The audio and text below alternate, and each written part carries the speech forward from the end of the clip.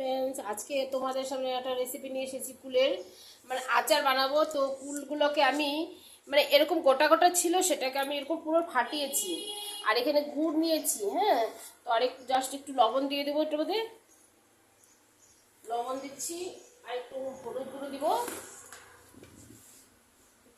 দিব, আর একটু সরষের তেল দিয়ে দিচ্ছি। দেখেন, এই সরষের তেল দিয়ে দেবো একটুখানি। এবার সরষের তেলটা দিয়ে দিলে অনেক দিন থাকে। এটাকে আমি ভালো করে একটু মেখে নিচ্ছি। জল দেওয়া হয়ে গেছে, এই গুড়টাকে আমি দিয়ে দিচ্ছি। এই যে গুড় নিয়ে এসেছিলাম বাজার থেকে, গুড়টাকে এভাবে দিয়ে দেবো। দিতে অনেকগুলো গুড়ই লাগবে, না হলে মিষ্টি কম হবে। এবার এটাকে আমার অনেকটা সময় লাগবে এটাকে গলাতে। তো 5 মিনিট পরে তোমাদের সামনে আসছি। এখানে গুড় গলে একদম জল হয়ে গিয়েছে, কারণ এটাকে আমরা ছেঁকে নেব পরিষ্কার, যাতে গুড়ে ধুলোবালি না থাকে যাবে। গুড়টা এখন ভালো করে স্ট্রেন করে নেওয়া হচ্ছে। এটা ছাঁকা হয়ে গেছে, এখন কুলগুলো ঢেলে দেওয়া হচ্ছে। যেগুলো মেখে রাখা হয়েছিল আচারের জন্য।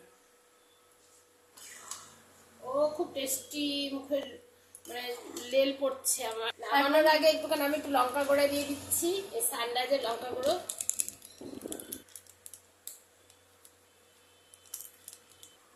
এটা এখন মিক্স করা হবে। তো এখানে এখন কি সুন্দর করে বয়েল হচ্ছে, জাস্ট লাভ। এখানে শুকোচ্ছে, অ্যাকচুয়ালি জলটা আমাদের বেশি হয়ে গেছে।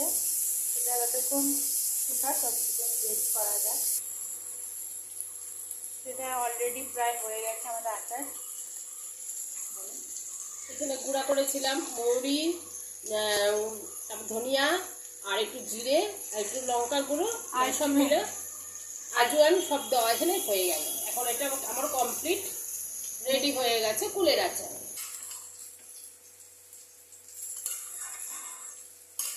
খুবই টেস্টি, দেখুন বন্ধু কত সুন্দর। এরকম তোমরা বাড়িতে বানিয়ে খাবে।